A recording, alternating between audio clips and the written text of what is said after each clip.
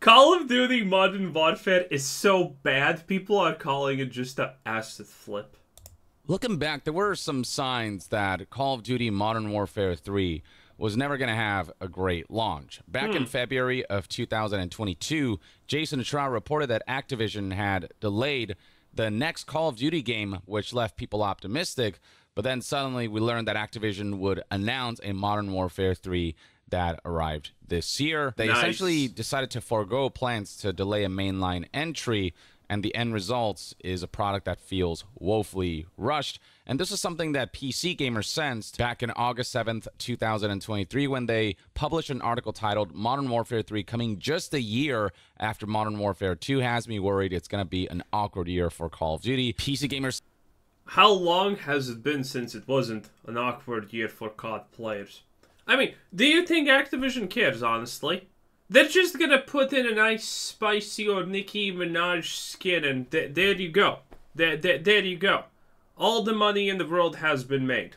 They're gonna probably resell the exact same skin from the previous game in this game, in fact, most likely. Like, why even try? Their player base is gonna buy it. They know they're gonna buy it. Even if you're a COD player and you're gonna tell me in the comments, no, I'm not gonna buy it, I don't believe you. I'm flat out just gonna say it. I don't believe you. Sentiments were accurate here when they said we just got Infinity Ward's rebooted Modern Warfare 2 last year, and now we're already getting a threequel? That simply does not happen. Not since 2007 has a Call of Duty gotten a sequel, just 1 year later as Activision Studios have turned out their own distinct takes on the series on a 2 to 3 year cycle. Why is Sledgehammer leading Modern Warfare 3 when it's always been Infinity Ward series, and what exactly is Modern Warfare 3? I think we should be ready for Modern Warfare 3 to feel more like a stopgap. It's absolutely possible. The newest thing about Modern Warfare 3 will be its campaign, a campaign that many are declaring the worst they've ever played in the series, while its multiplayer suite will resemble the second year of Modern Warfare 2 that Schreier reported last year. Modern Warfare 3 was essentially supposed to be a DLC or continuation of Modern Warfare 2, an update of Modern Warfare 2 that then got turned into a standalone game that comes nowhere close to having enough content, being feature-rich enough for it to justify labeling itself as a full-fledged sequel with a full number 3. The quality just isn't there because this is essentially the equivalent of a the quality for gaming has not been there for quite a while in the AAA industry. Let's be real now here, okay? It just didn't vanish suddenly now with Modern Warfare 3. It has not been there for quite some time, honestly. Research project that should take 2 to 3 years that they had to do in 6 months. It's abundantly clear that Activision just kind of turned in rushed homework. Even before Modern Warfare 3's early access, it faced negative PR for stunts like putting ads on Xbox that would pop up when you would boot up your Xbox Series S or X, which, while not the biggest deal in the world, just isn't something that is particularly welcome.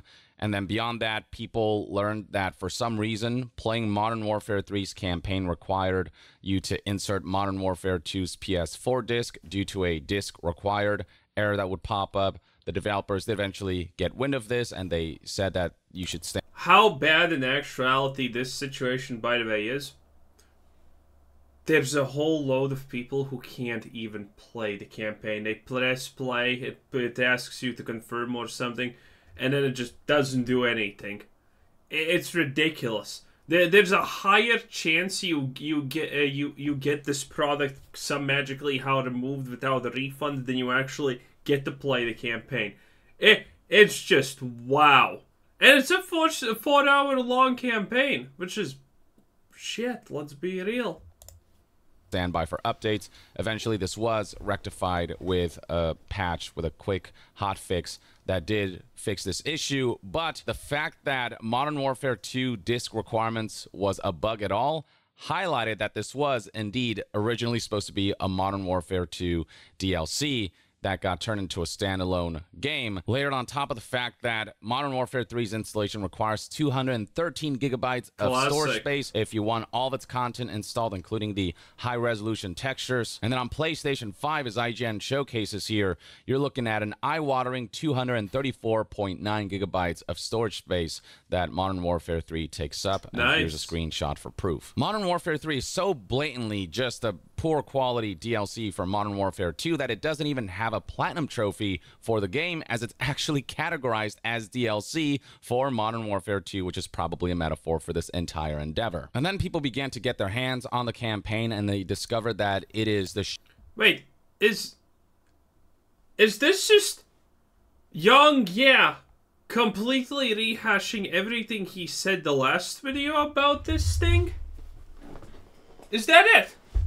Because this kind of seems extremely familiar, but this is a different video. So, Young is just remaking a video in the form of deal. No, is he gonna even say anything? No. Wow. Wow. Bruh. I mean, I don't even find that hard, bro. Jeez. Shortest campaign we have seen from a modern Call of Duty game. Modern Warfare 3's campaign is only 4 hours long, maybe 5 if you really draw it out. Some people have beaten it in as short as 3 hours. And we're not talking about 3 to 5 high-quality, action-packed, epic hours. We're talking about very middling hours that even IGN had to give a score of 4 out of 10. Usually, this outlet tends to be kind of general. Did he cut the last video up and just swap some things around? Or make it more streamlined at the start? Because, dude, this is exactly the first... This is the exact... I find it kind of ironic that you can complain about Activision making a, DLC into a standalone and just rebrand it as, just asset flip it, and then you're asset flipping your own video. Is he gonna say anything new, actually? That's that's hilarious. With Call of Duty, but in this case, they said that this game is underbaked, rehashed, and cobbled together from multiplayer parts.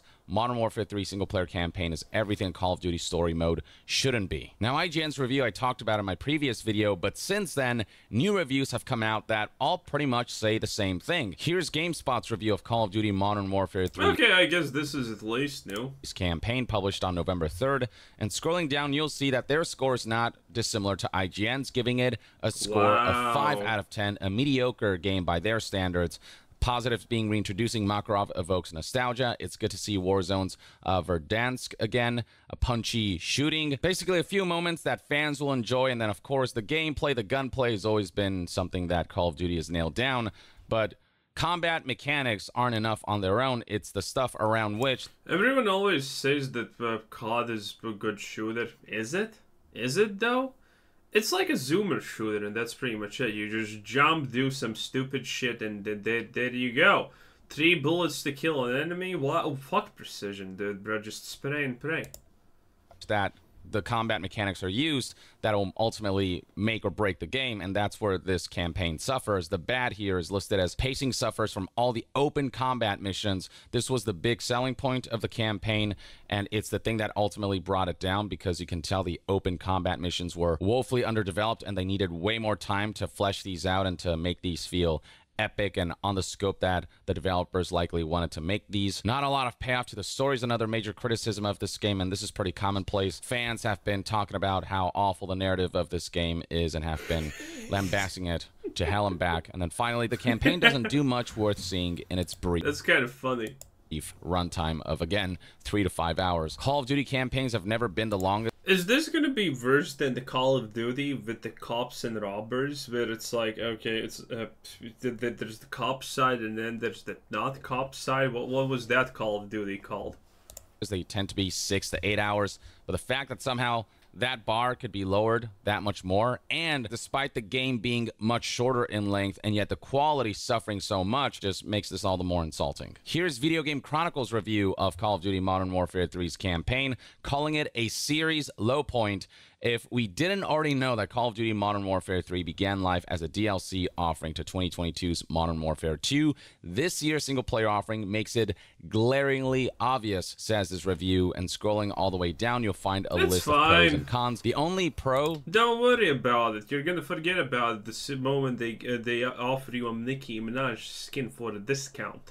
Given by this reviewer is that the Opening mission is pretty good, but then beyond that, the negatives include incredibly short, terrible stealth mission, open combat missions feel extremely underdeveloped, and finally, levels are largely repurposed Warzone environments. That's another aspect of this game where it's glaringly obvious it is an expansion of sorts or an update to Modern Warfare 2, is there's so much recycled content. And while man, why does everything Blizzard just keep crashing constantly? Developers do recycle assets and stuff for sequel entry. Well, I don't know. I know why, because their devs are incompetent. You know, they also expand upon an experience enough where the recycling of assets is justified. Not so with Call of Duty Modern Warfare 3. They just rehash things in just kind of the, you know, I say laziest way possible, but the fact of the matter is that the developers only had so much time to work with because Activision mandated that Modern Warfare 3 release in the year and day that it did. And so, you know, all developers could do is, you know, the end result here with the developers didn't try a shitty story because Activision demanded them to do so. They didn't make an asset reflip just because the publishers or whoever told them to do. Now, I bet the developers for this game are absolutely out of their mind loser idiots. That's why the game sucks, because the developers are trash. It's usually the case. Well, why do people constantly oh, it's not the developers' fault. It's the higher ups who told them to make the game bad. No, the higher-ups don't even know what this game is about. They have no idea what cutting a mechanic or a bad gameplay loop even means. They didn't tell the developers to do any of that. The developers are just shit. Time and the resources that they were given. If this game had been delayed by a year or two, developers likely would have been able to do a lot more, especially with the open combat missions. So this isn't really on the developers, it's on the leadership at Activision for mandating such an unreasonable deadline and for continuing to mandate this annualized release cycle for Call of Duty that is proving to be extremely detrimental and that is beginning to catch up to the series. Here's one more critic review for good measure from Kotaku. I mean, the headline speaks for itself. Modern Warfare 3's campaign mostly. I mean, the word Kotaku speaks for itself also. Sucks. And this is yet another reviewer that highlights how, while the concept of open combat missions is interesting and has a lot of potential, the execution is unfortunately extremely lacking. The open-ended and largely empty feeling of Modern Warfare 3's levels are unlikely to satisfy traditional Call of Duty fans, and neither will its storyline. And then beyond that, prominent content creators and folks on social media who are fans of Call of Duty and have been covering Call of Duty for a while, they too are not impressed by what Call of Duty Modern Warfare 3 has to offer in terms of campaign. The game dude, Twitter recommended me the Dr. Disrespect clip. That's actually good. That's actually real good. Evolution here gave it a 5 out of 10, noting that this is just a really poor release due to a lack of tension, a lack of stakes. It all just felt like pointless filler, no originality, nothing new. The ending was something that was far from satisfactory and felt like this was just an incomplete campaign experience that they're trying to draw out. You can feel that this was just meant to be an extension of Modern Warfare 2 with half the missions being spec op. And do people really care, honestly, that much about Call of Duty storyline? Isn't it the most generic shit, even if it's good, honestly? I think Call of Duty is kind of like made to be an online game at this point. The storyline being bad probably doesn't actually concern most people. I wouldn't be surprised if I found out that a huge percent of the people who play COD don't even try the campaign a single time. They don't even press the campaign by accident a single time while they're playing the game. And the story feeling so meaningless. Really burnt out by Modern Warfare and the setting too after 2 games back to back. This doesn't feel like the third game in the series at all. The third game is where all hell's supposed to start breaking loose and shit hits the fan. But ultimately, it is just, again, a rushed, soulless product is what this is. 5 out of 10. We've got major outlets for Call of Duty news like Charlie Intel commenting on the ending, saying that Modern Warfare 3 campaign's ending was disappointing, felt like it needed more. And hell, as far as what content creators have been saying, here is this compilation by Twitter user Lex that kind of shows you what the general sentiments are and where they sit. It's pretty much universal. Just about everyone hates Modern Warfare 3's campaign. So everyone hates this game, but it's still a 5 out of 10? That seems kind of wrong in my eyes also, not gonna lie.